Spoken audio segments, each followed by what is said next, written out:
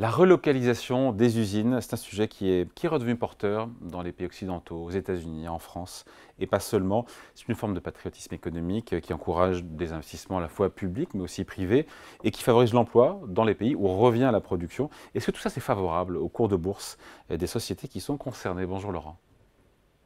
Bonjour David. Laurent Saillard, journaliste au magazine Le Revenu. La relocalisation de la production, c'est un sujet qu'on a vu d'abord, il faut le rappeler, ressurgir outre-Atlantique, aux États-Unis. Oui, David, le grand déclencheur, ça a été la guerre commerciale entre les États-Unis et la Chine pour le leadership économique mondial. Alors c'est vrai qu'on a vu les présidents Trump, mais aussi Biden ensuite, favoriser le retour des usines, des grandes sociétés sur le territoire américain. Et donc, et d'autres pays occidentaux, dont certains pays européens et notamment la France, ont adapté la même démarche. Au fond, en comprenant les enjeux de la réindustrialisation, notamment pour la préservation de l'emploi et du contrôle des technologies sur leur propre sol, manière de donc limiter un peu les ambitions de la Chine, qui était devenue l'atelier du monde, qu'il l'est peut-être un peu moins qu'avant, bon, en partie seulement parce que le mouvement quand même n'en est qu'à ses débuts. Alors, Trump en avait fait un argument de campagne pour son mandat, et il avait encouragé la tendance pendant sa présidence. Et après, on a vu Biden et les démocrates amplifier le mouvement avec cette loi qui vise officiellement à lutter contre l'inflation, l'IRA, mais qui en fait soutient surtout beaucoup les investissements, notamment industriels, sur le sol américain. Et quel impact alors ce phénomène peut avoir en bourse? Oui, alors à première vue, c'est pas forcément évident de se prononcer, David, puisqu'on manque un petit peu de recul pour faire un vrai bilan complet. Mais on a quand même quelques premières indications, et notamment une étude de la Société Générale, en fait, sur cette question de la relocalisation de l'industrie, qui donne des éléments d'analyse pour voir comment on peut investir dans cette réappropriation des chaînes d'approvisionnement afin de sortir de la dépendance chinoise. Cette relocalisation, donc ce reshoring, il peut s'accompagner d'ailleurs de tendances un peu parallèles. En fait, on peut préférer, par exemple, on ne le fait pas souvent chez soi, mais chez les pays amis ou voisins, enfin qui sont à proximité.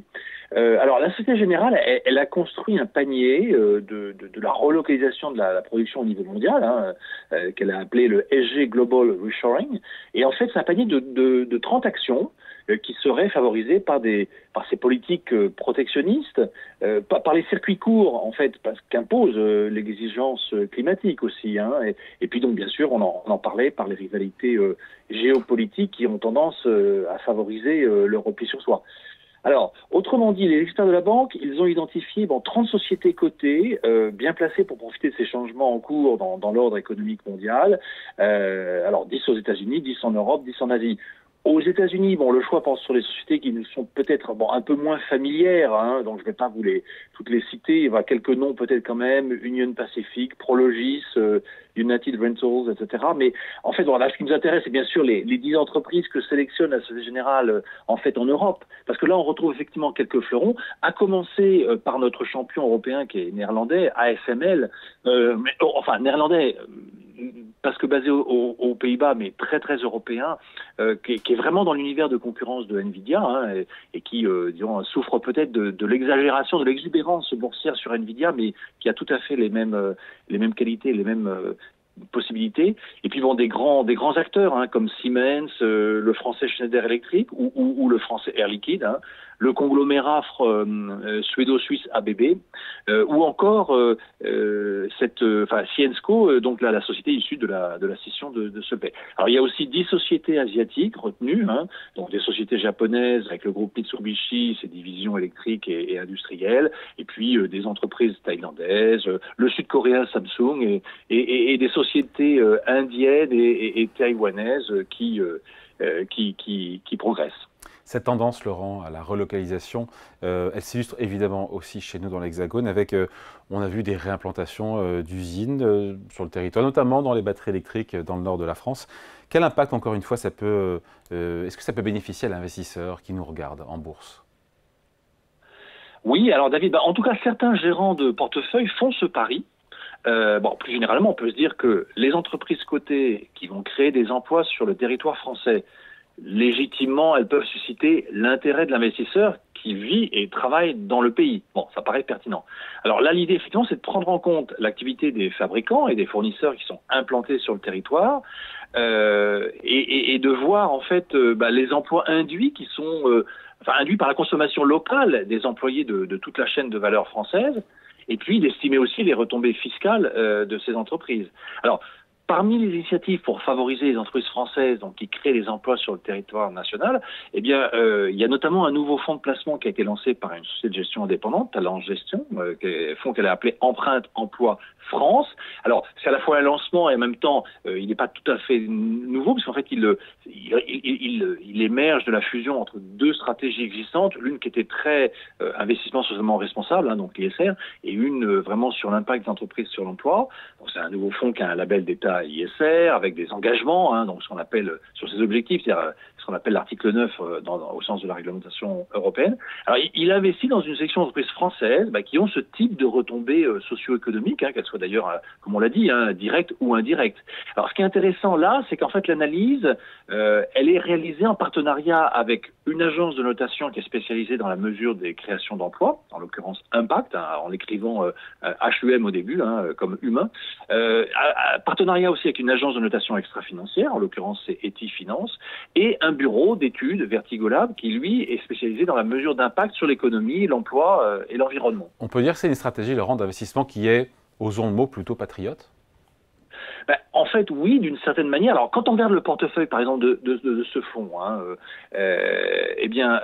Empreinte Emploi France, il y a 42 entreprises actuellement sélectionnées. Elles comptent 400 000 salariés sur le territoire hexagonal et elles ont créé ensemble 14 670 emplois, pour être précis, en France en 3 ans. Alors, pour moitié, c'est des grandes valeurs. Pour l'autre moitié, c'est des petites et moyennes capitalisations.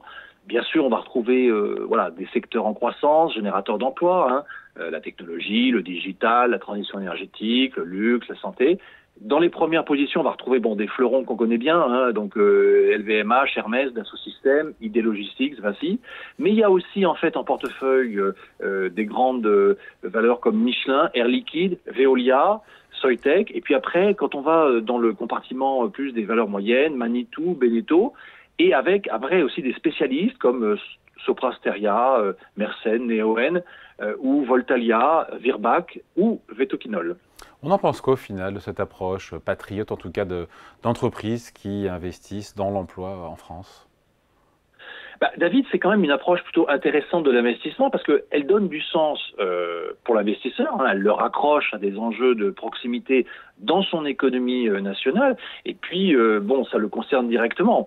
Alors, on pourrait dire aussi que finalement, les cotisations de ces entreprises et de leurs salariés, elles vont soutenir le financement du système social français.